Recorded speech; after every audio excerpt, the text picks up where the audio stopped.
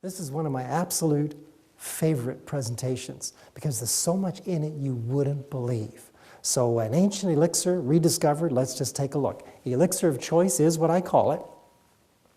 And I like to go through these because it reminds me of how much I need this particular liquid. Because it makes muscles more flexible, invigorates mind and body, sharpens the intellect. There's a good one for us. Lowers blood pressure, helps remove toxins from the body, clears up bladder problems, aids digestion, lubricates the body, rebuilds cartilage, regulates body temperature, keeps bowels regular, and relieves depression. And if any of us think that we don't need this, we should think again. It covers over almost 2/3 of the Earth's surface. And even in the clouds you'll see in the sky, this liquid is right there, like a forgotten liquid miracle. And scientists call it H2O. But most of us know it as W-A-T-E-R, water. And it is a fantastic liquid. This is a place in Alberta, Mount Edith Cavell. And Jeanie and I used to hike there quite a bit when we lived in Alberta. Notice all the snow on the mountainside. That's all water. Notice the water in the streams, all water. And how much water do those trees hold? Tremendous amounts of water. You can't believe it. If you really start to search, you see that God had water come in first, didn't he? Let there be water, and let there be waters above the waters. And you can see why water is a major compound of every single living substance on the earth. Even in these seeds, you'll see, just as a tiny seed in the ground needs water to help it germinate, so do new cells in the body. Tissues that are repairing and building new cells need water to begin, maintain, and finish the process. So it's important all the way along in every single function of the human body. And as we look at something interesting, people always say to me, well, I kind of get enough liquid. You know, I have 1 or 2 cups of coffee every day. That counts, doesn't it? Well, actually, no. If you want to really think about it and look at it scientifically, if the body were to use the water contained in 1 cup of coffee, and it doesn't, but if it was, it would take as much as 2 cups of water to process the toxic ingredients out of the coffee before it could get to just the water content. And indeed, that's what the body does. It spends 2 cups of water to process the toxins of the coffee out of the system. So if anybody has a cup of coffee, they're automatically 2 cups short of this wonderful liquid that the body needs. Now, here's some interesting water facts that, first of all, the human body, approximately 70% water. That's quite a bit, isn't it? You never think of water when you're looking at hands and hair and things. You never think that that's mostly water, do you? Well, it is. Now, take a look at this. Whether it's female muscle or whether it's male muscle, it's approximately 75% water. And that's a lot to think about because if you're exercising a good amount, you're going to need more water with your exercise. And if you take a look at bones, even bones, though many people don't think about it in this light, bones are approximately 25% water. Now these are all according to statistics, standards set somewhere. Now we take a look at the blood. Blood is approximately 82% water. You never think of it like that, though, do you? You think blood is blood. 82% water. Now, take a look at that most marvelous of all instruments. Well, the one computer I talked about last night, the human brain, approximately 85% water. Isn't that beautiful? Water, 85% water. These stats were taken from Tammy Darling's article, Waterworks, Vibrant Life magazine, January 2001. I said to myself, where do we get these statistics? Because she got them from somewhere else. As I searched the statistics, guess where they get those measurements from? Looking at a little baby. You notice how supple babies are? Easily, you know, move around and turn and lots of energy. But the truth of the matter is that these percentages are not the average percentages of the average human being. If they were, you wouldn't have as much depression as you see. You wouldn't have as much muscle aches as you see. You wouldn't have as much fibromyalgia and all kinds of things happening in the system if the system was as wet as these statistics say they are. But if you measure that perfect little baby, you're going to find some perfect little statistics. But we can't apply them to human beings. Doesn't come as easy. Now, if we take a look at the human organs, water in the system, every organ of the body only works properly if it receives enough water.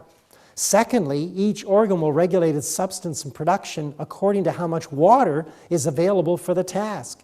And third, your brain sets the production standards for each organ according to how much water is available for the work. Let's put that in plain, simple language. And that is, your brain monitors all the water that's available for functioning in your body, and it allocates water to different areas where it feels it needs the water to be. So, well, not only feels the water where it feels the water needs to be, but where the water actually needs to be. So if there's not enough water to perform one function of the body, the brain will often take water from another area and go to the area that needs the water immediately. Water will be taken from the bowel and from the blood, for instance, to service the more vital areas of the body if there is not enough water to service all areas at the same time. And I'd like to reiterate that. That is, if there's not enough water to service all the areas at the same time. And so if you're water deficient, then your body can't function 100%. It has to diminish its functions so the brain can allocate water to the organs that need it the most. Now, this man's suffering from high blood pressure because of lack of water. But have you ever heard of the disease cetontolitosis? How many have heard of that? You haven't heard of that? Well, it's better known as constipation. And this fellow's having a really hard time, as you can see. He's been there a while. Things are just not functioning. Anybody ever had those kind of problems? Oh, yes. Very common. In fact, one of the most common things in North America, one of the most common over-the-counter drug medications are things for constipation. Many are living in violation of the laws of health, Ellen White states, and are ignorant of the relation their habits of eating, drinking, and working sustain to their health. They will not arouse to their true condition until nature protests against the abuses she is suffering by aches and pains in the system. This is scientifically verified these days too. If, even then, the sufferers would only commence the work right and would resort to the simple means they have neglected, that is, the use of water and proper diet, nature would have just the help she requires and which she ought to have had long before. If this course is pursued, the patient will generally recover without being debilitated. You see, water. Water is such an essential. Oftentimes, the feeling of hunger is misinterpreted. It's actually the body saying, I need water.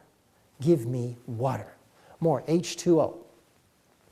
Now, it's, if you have drafts of clear hot water taken before eating, that's half a quart more or less, 2 cups, will never do any harm, but will rather be productive of good because it gets the stomach ready to receive food. If there's enough water in the stomach about 20 minutes before a meal and you're thinking about that meal, your pancreas will produce bicarbonate, which will be placed into the stomach, and this will neutralize acids the stomach is producing, preventing things like ulcers, stomach pains during digestion.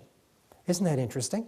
So that's all what water does. Water helps to signal the brain to alert other organs that processes need to be taking place. And if there is enough water, then those organs will actually go to working better. So our digestion becomes better, our ability to move becomes better, our ability to think becomes more clear. And it's funny to think about, but if you were thirsty, would you take an aspirin? Would you believe that many people do? Yeah, many people, when they're thirsty, they take an aspirin. And why do you think I'd say such a thing? Sounds outlandish, doesn't it? But it's actually quite true. Show you what I mean. In the amphibian species, histamine overproduces when they become dehydrated. Histamine, now what's important about that? When they are well hydrated, histamine levels are very, very low. If you take that creature out of the water, the histamine levels are just really low. But if it stays out of the water a long time, the histamine levels rise and become very pronounced. And you have to say to yourself, well, why is that? How many have taken antihistamines? How many have heard antihistamines? Something to get rid of the histamine. My question is, why is the histamine there to begin with? That's what we need to deal with. And as we see with the amphibian species, that's the problem taking place. Look at this. In the human being, histamine can create pain when it comes across pain-sensing nerves in the body. Also, you remember that little frog? Don't forget it. Thus, when a person has chronic pain, it may mean that their body is dehydrated. Just like that little amphibian coming out of the water, when it's dehydrated, the histamine rises in its levels. It's the same with the human being. Dehydration can produce high histamine levels, which, when it comes across pain-sensing nerves, can cause pain in the system. In case of shortage of water in our house, we try to prioritize the use of water for essential purposes. Similarly, when the body receives less water than it needs, histamine initiates a system of water regulation. Histamine directs some neurotransmitters to operate subsystems to regulate water intake. What a brilliant machine this is, you know? It knows how to live. It seems to me that every symptom your body produces is an effort to make itself right. It's an effort to repair the wrong that we do. And so the ratio of the water content in and outside the cells of the various organs is very important. When the body does not receive sufficient amounts of water, or when the cells cannot hold water, water content in the cells decreases. Did you notice that? When the cells cannot hold water. Have you ever noticed people who drink water and they have to run to the bathroom right away? You ever wonder why that happens? Could be something that the cells cannot hold water. We're going to show you today how to make your cells so they will hold water and so that you will begin to look younger. How does that sound? Are you glad you came? Everybody'd like to look younger. You know, there's two things that people seek on this earth. As a rule, human beings, we seek to first be happy. And secondly, we try to avoid death as much as possible. And this fallen world will not accommodate success in either one of those goals. Did you know that? Your happiness can only be found when you're healthy, which would mean that you're walking within the laws of life, the laws of God, and when you realize that what this earth offers in the grave is nothing, because that's not death, that's a sleep. And the Lord's going to take care of that when He comes. So, important point. Since the water content in each cell plays a vital role in maintaining its normal function, inadequate water can lead to loss of some functions, resulting in specific symptoms. That's kind of important. Products manufactured in the brain cells are transported on waterways to their destination in the nerve endings for use in the transmission of messages. So if there's not enough water for the brain to function properly, all of a sudden motor skills start to disappear. Can't walk straight, can't think straight. Having a problem enjoying food, having a problem sleeping. And I'm not saying lack of water is the complete cause of all these, but it's a major contributor to all of these things. Major contributor. So, the clinical signs of dehydration are thus: depression, pain, fatigue, dry mouth, strong dark yellow urine, constipation, asthma, allergies, etc., etc., etc. We've had so many people come to the office that have had allergies, especially the time of year when the spring is coming. And when we put them on a regimen which included good amounts of water and other liquids, Those people came back and said, I had no allergies this year. Isn't that amazing? Years of testing, you're allergic to this, and you're allergic to this, and this, and this, and this. But nobody ever said, why don't you just drink water? Why don't you just drink water? Do you know something? Health is so simple to have if you know the simple rules. These are laws of life designed so that the 6-year-old can understand you got to drink your water, you got to eat your vegetables, you got to eat your fruits, eat some nice grains, get some exercise. You don't have to go to university to know those things and put them into practice. And you don't have to go to university to be well. You just had to obey the simple little laws of life. That sounds too easy, doesn't it? It really does. But it's actually very true. Now, how much water, how much liquid does the actual human body need? And you'll hear everything from 6 cups a day to 8, 10 cups a day, so on and so forth. About 1 ounce of water/juice for every 2 pounds of body weight. And you may say, why did you say water/juice? How come you said that? Have you ever researched anywhere to see why it is we're supposed to have 8 cups of water a day? Has anybody done that? Do you know that I question everything?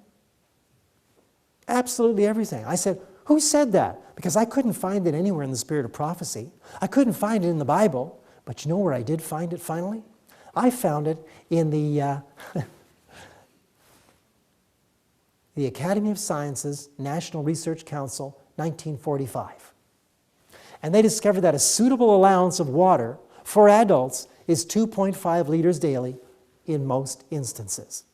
And that became the rule of thumb. That's where it came from. Now you see, I've discovered also, it's not just water as we know it that the body needs. It's something else. You're going to learn what that is.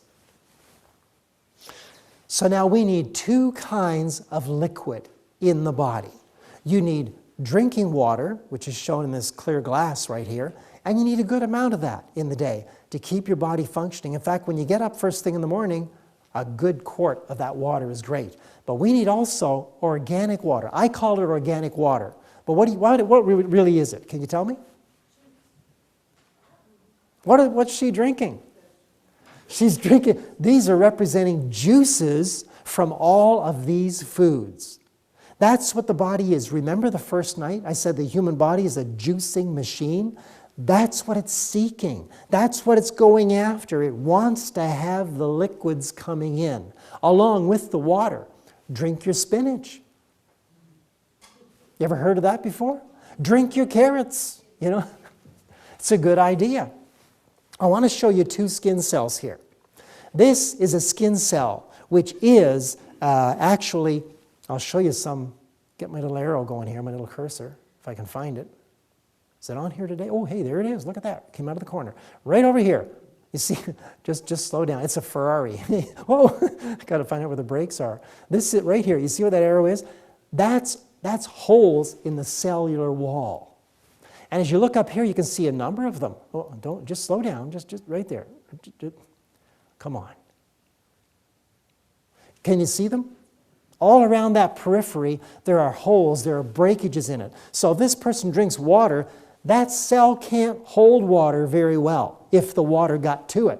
So what's the cell going to do? It's going to leak out like a sieve. But notice the healthy cell. Do you see a difference? Isn't that interesting? And so here we see there are no peripheries broken on this cell. So it holds water. The one in the bottom here on the left, that's going to show aged-looking skin. Age marks, what they call liver spots and so on and so forth. But this skin up in the top right, that's going to be clear, healthy skin. Why? It's made properly and it's holding water very well. And if it holds the water really good, that means the cellular function is going to be 100%. Because it needs water for every single function. It'll receive messages from the brain very well. It will send messages to different tissues very well. It'll receive and send extremely well, as a matter of fact. So, I guess I better find my right button again. Here's a person who, there's before and there's after, left and right. You notice the difference? Isn't that amazing? Isn't that amazing? That's from eating the right diet and lifestyle. Now, I use this picture as an illustration. This isn't the hand of somebody who came to the center. This is the hand of somebody who was doing things right.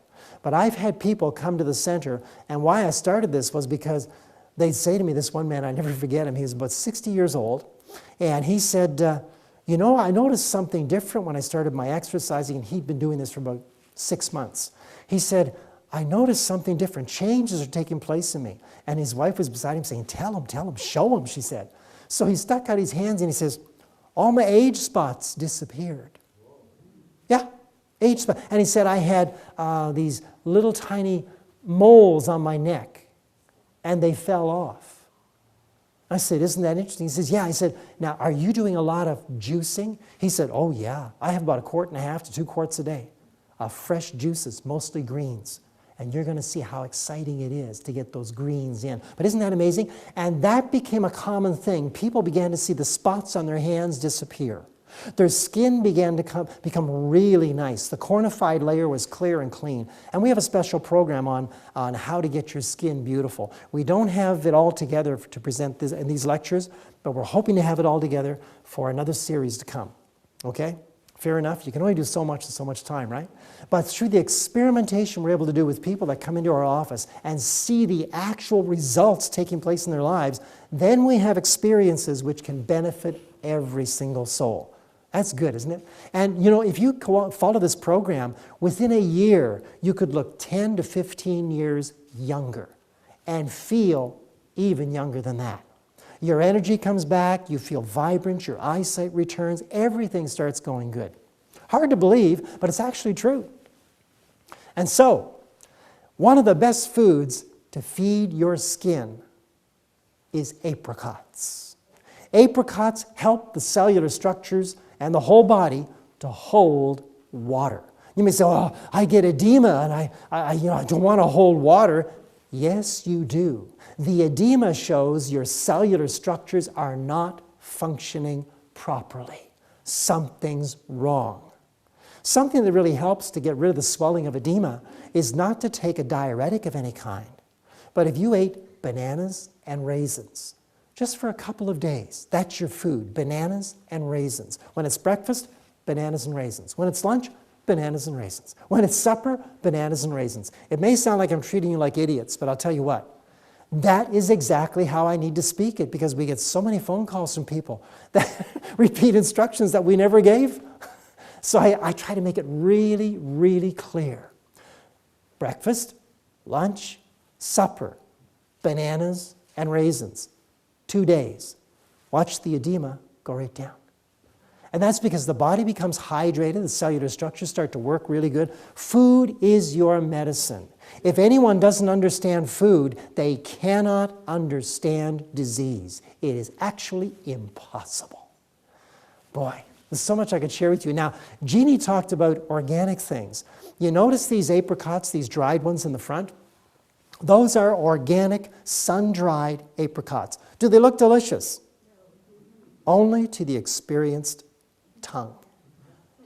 They taste incredibly fantastic. These ones are nice fresh ones, and then even fresher ones in the back there. But those are beautiful and great for your skin. You know, have to have 4 or 5 of these a day for a little while, and watch your skin start to take on a whole new texture. They're fantastic. Apricots for your skin. You'll find a lot of these skin creams have apricot concentrate in them too. They're very good for your skin. So, of all these foods, you tell me, from apples, lettuce, watermelon, which one has the most water? Watermelon. Watermelon. Everybody always says watermelon. Ounce for ounce, lettuce contains the most water. Yeah. All these animals in nature, have you noticed how they eat? Do they eat watermelon? Are they eating lots of living greens? You're going to see how much nutrition there is in that living green. The amount of water in greens is incredible.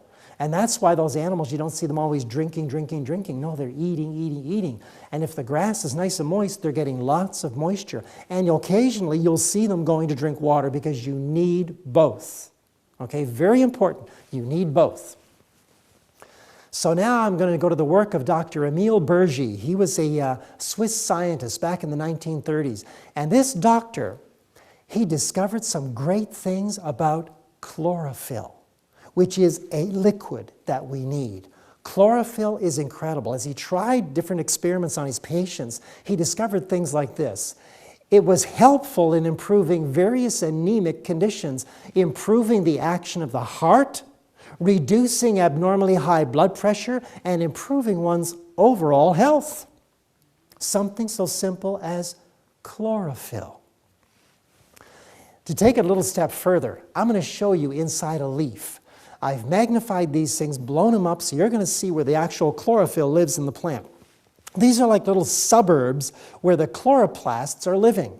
And we're getting closer in the neighborhood right now, and you're going to see as we enter this little area in through here, here is a chloroplast, and it's got all kinds, it's actually a chloroplast unit. And now you've seen a chloroplast. You notice the little cellular structures inside the chloroplast? That's your chlorophyll. Does it look familiar to anybody? A nurse, maybe, who's taken biology. A doctor who's taken biology. Anybody who does blood work. Oh, thank you very much. Well spoken. If you just take a really close look, this is almost identical to red blood cells. In fact, if a person was to take fresh squeezed chlorophyll, about a quart of chlorophyll, and I said fresh squeezed, that will take you approximately 8 to 10 pounds of greens to produce it, depending on how much moisture there is in the greens if they haven't become too dehydrated. And you add enough fresh squeezed, fresh pressed apple to that to make it taste good. If you drank that for your supper meal, just sipped on it, swished it around in your mouth and swallowed it down, by the time morning came, you will have had a blood transfusion. Yeah. That's because the central atom in chlorophyll is magnesium. The central atom of hemoglobin is iron. Iron. Isn't that interesting? So the body turns this into actual blood. The chlorophyll changed into blood.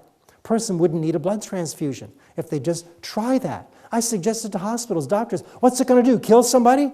No. But just try it and see what their blood's like in the morning if you don't believe me. Just try it. Dr. Bernard Jensen in the 1950s did a really fantastic experiment. He took rats in his laboratory, and we have where this information is if anybody wants to get a hold of it. But I studied this, what he found. He took the rats, drained their blood, and filled them with chlorophyll. I think he put about 90% of the blood out and filled them with chlorophyll. Guess what happened to the rats? They didn't turn green, but they lived. Isn't that interesting? You know, it's fascinating. How many greens do we get in a day? How much green? If you notice in the beginning, God said, and I've given you every herb-bearing seed which is upon the face of all the earth, and every tree in the which is the fruit of a tree yielding seed. To you it shall be for meat. I'm suggesting we need more greens. Lots of greens. They call this the blue planet, but that's a big mistake. If you walk outside here, what color do you see the most of? Green. What does that tell you? A loving creator says, children, I made you to have greens. And when you see the structures of the chlorophyll, that's incredible. So the darker green a plant is, the more chlorophyll it has. Does that make sense to you? The more chlorophyll, the more sunlight it receives, the more chlorophyll it's going to have. So this pale mamby-pamby lettuce you see in the grocery store, that hasn't got anything in it. Mind you, the iceberg lettuce does have silicon, and silicon is good for the skin. So you can have some of that, just mix it in with your kale or dark romaine, things like that. Beautiful things, dark green baby spinach. Beautiful plants, and you'll get lots and lots of moisture. Just some interesting little things. Also, the chlorophyll molecule bears a striking resemblance to hemoglobin, the red pigment in human blood. The red blood pigment is a web of carbon, hydrogen, oxygen, and nitrogen atoms grouped around a single atom of iron. Chlorophyll is a similar web of the same atoms, except that its centerpiece is a single atom of magnesium. So that's, I reiterated the topic again, or the subject matter for you. Now, some of Dr. Bernard Jensen's discoveries were these. And by the way, Dr. Bernard Jensen studied under Dr. John Harvey Kellogg. Isn't that amazing how many things go back to the old Adventist message? I just love it. It builds a high blood count. You can see why I'm saying a transfusion takes place. Look at all these things. It provides iron to the organs, counteracts toxins eaten, improves anemic conditions, cleans and deodorizes bowel tissues, helps purify the liver, feeds iron to the heart, feeds iron to the heart. Exciting stuff. Regulates menstruation, aids hemophilia conditions, improves blood sugar problems. Aids, that means like anybody who's diabetic, try it. You'll like it. It works.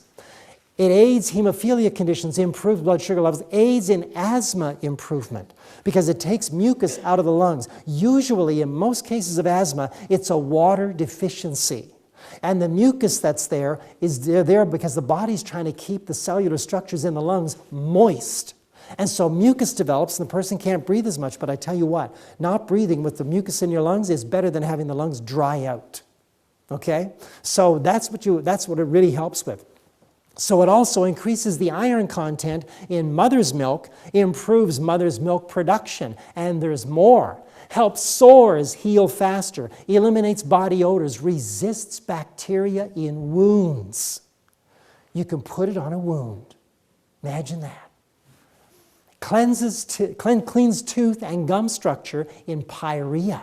Improves nasal drip, eliminates bad breath, relieves sore throat, benefits inflamed tonsils, soothes ulcer tissues, soothes painful hemorrhoids and piles, aids mucus discharges. Anybody has post-nasal drip or any of that?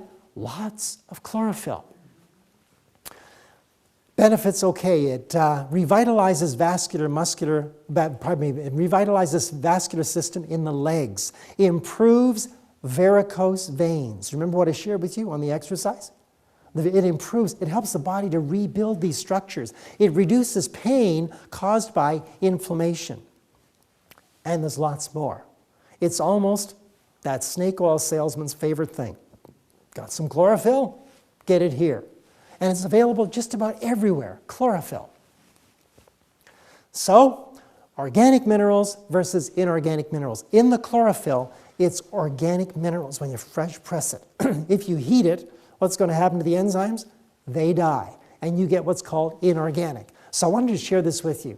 There are two types of minerals, organic and inorganic. Human physiology has a biological affinity for organic minerals. That means they're living. Most organic minerals for our body functions come from dietary plant foods. A growing plant converts the inorganic minerals from the soils to a useful organic mineral. When an organic mineral from a plant food enters the stomach, it must attach itself to a specific protein molecule, it's called chelation, in order to be absorbed. Then it gains access to the tissue sites where it is needed. Once a plant mineral is divested within the body, it is utilized as a coenzyme for composing body fluids, forming blood and bone cells, and the maintaining of healthy nerve transmission. Kind of exciting stuff, isn't it? So simple. Where do you get your minerals from? Food, living food. Nice chlorophyll. Without a healthy organic mineral balance inside and outside the cells of muscle, blood, and bone substructures, the body will begin to spasm, twitch, and cramp. Anybody experienced any of those things? Now you know why. Something wrong. Eventually deteriorating to a full rigor complex or complete failure, or both. Dr. William Meisner, PhD. I've appreciated his research because it shows a lot about what's going on in the human body. The average human body processes about 40,000 cups of liquid every day through the most efficient recycling system in the world, and only needs to replace about 8 to 10 cups of that liquid. That's amazing, isn't it? Did you ever think about that's how much fluid is going through your kidneys, your body's processing things throughout the day? It is an enormously complicated system, but yet requires just simple little looking after in order for your body to benefit and be a great benefit to you. So, does it matter what type of water I drink? I can't tell you how many times we get that question. Does it matter what type of water I drink? Well, we'll take a look at some things here. What is the best water for drinking? I consider distilled water the best water for drinking. But doesn't distilled water leach minerals from your body? Has anybody ever heard that before? Well, it's true, and it's untrue at the same time, because it's an incomplete statement. Yes, the distilled water will not leach minerals, but will carry minerals from the body. If you examine the urine of a person who's drinking a lot of distilled water, you'll notice that they may find mineral content in the urine. But if you check this mineral content, you'll find the minerals are inorganic. The body was trying to get rid of them. I'll give you an example. People have come to us who've been drinking well water, and they have aches in their joints, arthritic type of conditions. When we get them off the well water, off the mineral water, and onto distilled water, guess what disappears? The pains. The pains go. Guess what comes out in the urine? All the inorganic minerals which were being deposited in and around the joints. That's kind of amazing, isn't it? And when they go back on the well water or back on the mineral water, guess what returns? The aches and pains. So it is absolutely incredibly good. Am I saying it's the only kind of water we can drink? No, not at all. But I consider it the best for the human body. I'm going to show you why I do that. This is from Dr. Muehling, 1994. Pure water works now. It's time for action. Distilled pure water will not conduct electricity when only 2 parts per million inorganic minerals or less are present.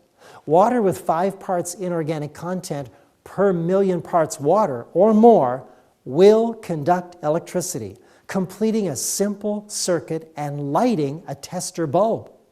The higher the inorganic content is in a per million count, the less effectively water transmits organic minerals to tissue sites. That is very important, because it is transporting the nutrients to these tissue sites, which enables the body to get rid of the things it doesn't want.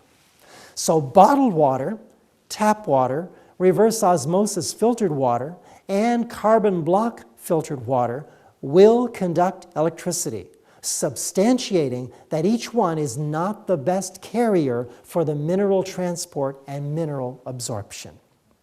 Do you see? That's logical. That's conclusive. It works very well. The higher the inorganic content is in a per million count, the less effectively water transmits organic minerals to tissue sites. So you need to have some substance that's ready to pick up the organic minerals and take them to the tissues where they are needed. Very, very important. Basically, all of the minerals found in spring water, and especially well water, are indigestible by the body. Unless specific amino acids or other bodily catalysts are present in the water, the all-important process of bodily absorption is not conducted. This leaves the lime, dead minerals, and salts to float throughout the body, clogging arteries, kidneys, joints, and other digestive organs. There's the principle for you right there. Now, in the human body, the body will never release minerals which are organically bound to body tissues. Your body doesn't say, well, here comes the distilled water. Oh no, whoa, here goes the minerals. Bang, out they go. There are tens of thousands of people in the United States, well, throughout North America, receiving kidney dialysis 2 to 3 times a week. What kind of water do they use for kidney dialysis? Distilled water. Why is it those people don't have a mineral deficiency? It's because the distilled water is not going to pull any organically bound minerals from the body, living minerals. Secondly here, I like the structure of that man. Needs a little bit of skin, but other than that, The body will only discard minerals which it does not need or that it does not recognize as being organic. And there's so many reports, this way and that way. How do you know what to believe? So I looked at the work of someone who's done all the research I was about to do. And this man investigated all these reports. It's reporter Randy Johnson, an investigative reporter. So he put this together because Dr. Zoltan Rona put out a paper called Early Death Comes with Regular Drinking of Distilled Water. So Randy Johnson challenged him and said, really, where's the data that supports such a claim? Okay, early death comes from drinking distilled water. He says about Dr. Rona, he provides no experimental evidence or references to studies that would support various statements in the paper. And you have to say to yourself, where do these claims come from? Where are they coming from? The other primary source of the distilled water is harmful myth is chapter 12 of a report, Nutrients in Drinking Water, published by the World Health Organization. Now this is interesting because a good rebuttal to the article was published by the Canadian Water Quality Association, and I discussed some of the other aspects of the paper here.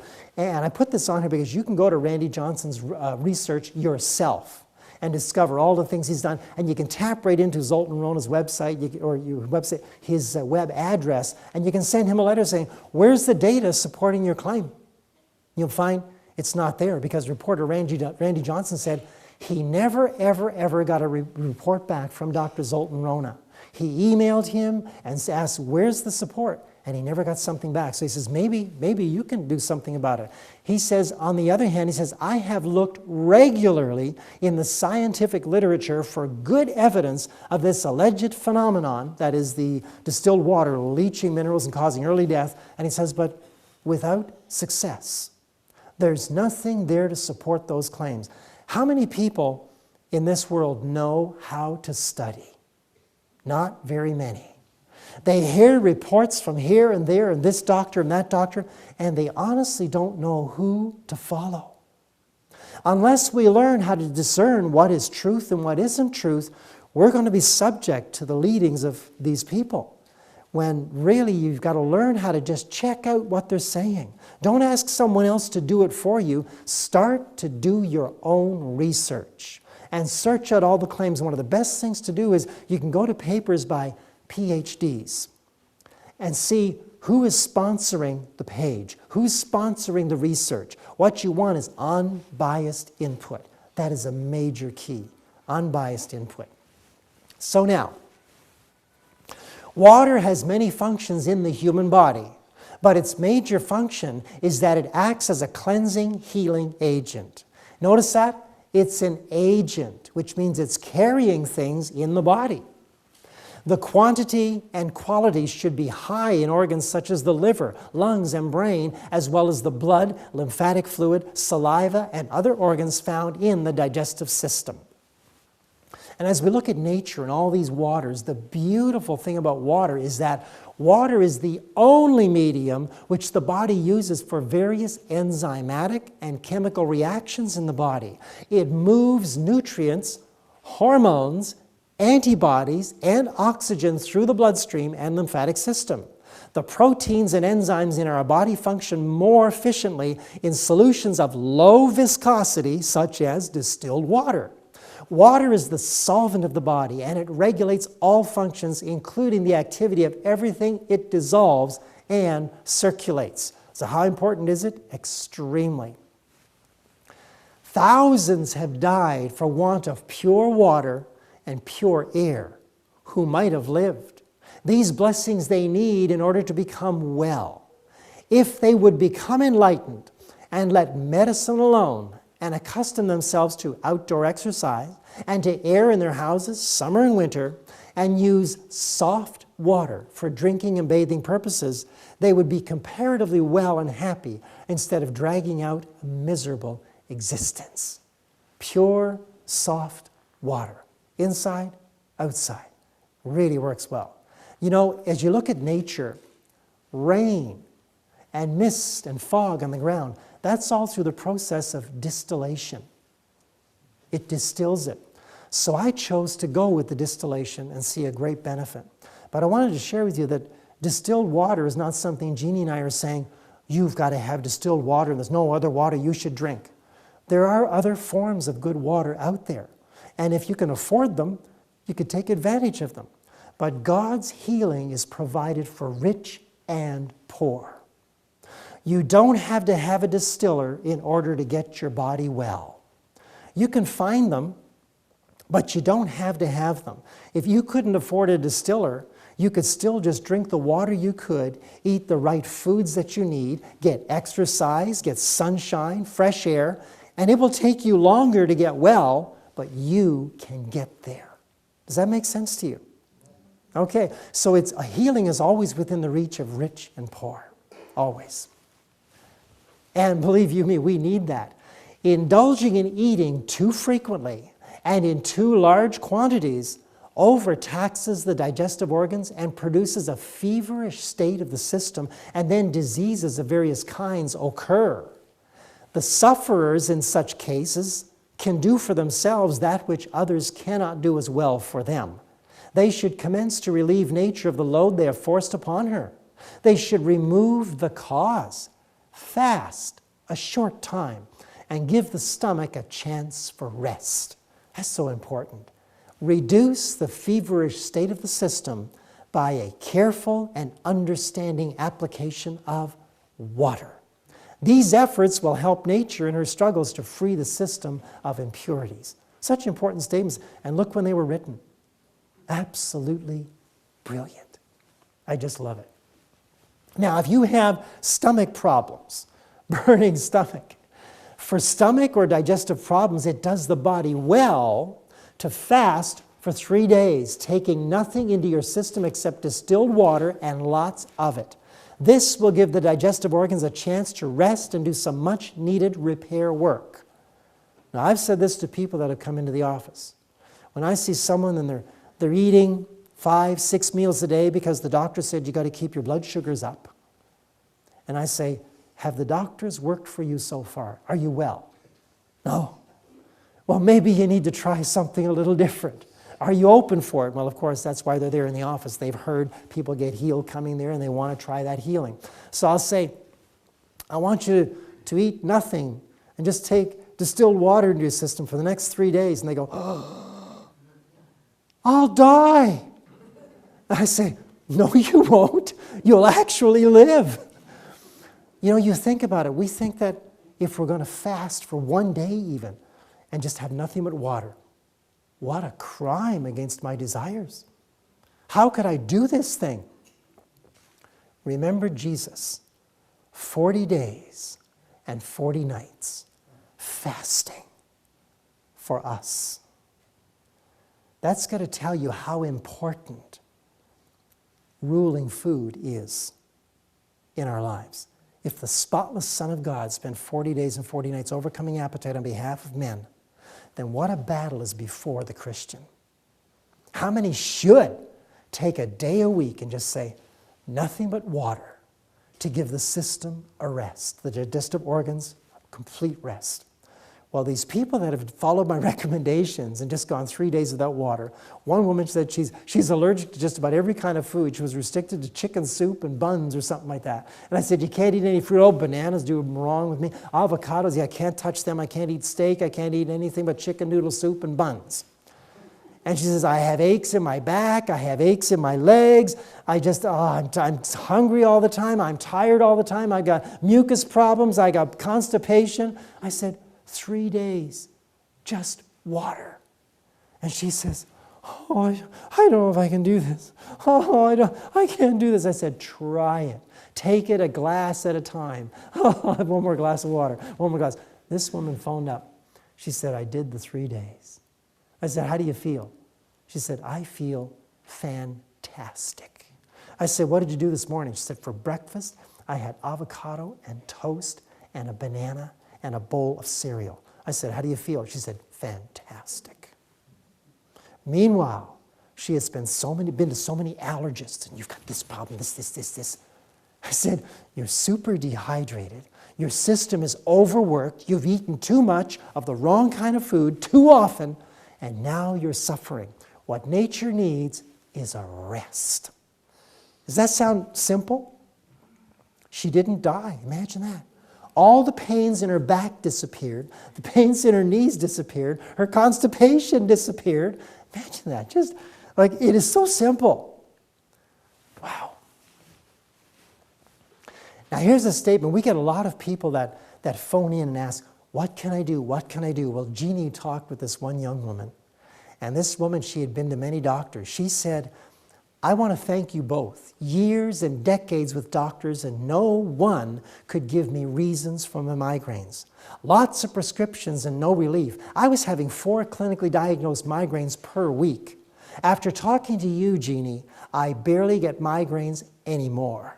Something so simple, and all the doctors, specialists, and hospitals couldn't figure it out. Thank you for giving me my life back. My children have a mother again. You know what Jeanie told her? Water. Water. So simple. So simple. We have a duty to speak, to come out against intemperance of every kind. Intemperance in working, in eating, in drinking, and in drugging. And then point them to God's great medicine. Water. Pure, soft water. For diseases, for health, for cleanliness, and for a luxury. In the time of Ellen White, do you know what they called pure, soft water? Rainwater. Rainwater. Isn't that interesting? They didn't have distillers, but nature was doing the distilling. And this rainwater that would run down, and they put it in a barrel, this was called soft water. And it's beautiful. And so I base my choices on seeing what God did in nature. And I say, must be the best. The Maker made it. And he says, here, child, drink. This is what you need. And the astounding results Jeanie and I have seen with people are truly amazing by doing something so simple as add water. Thank you.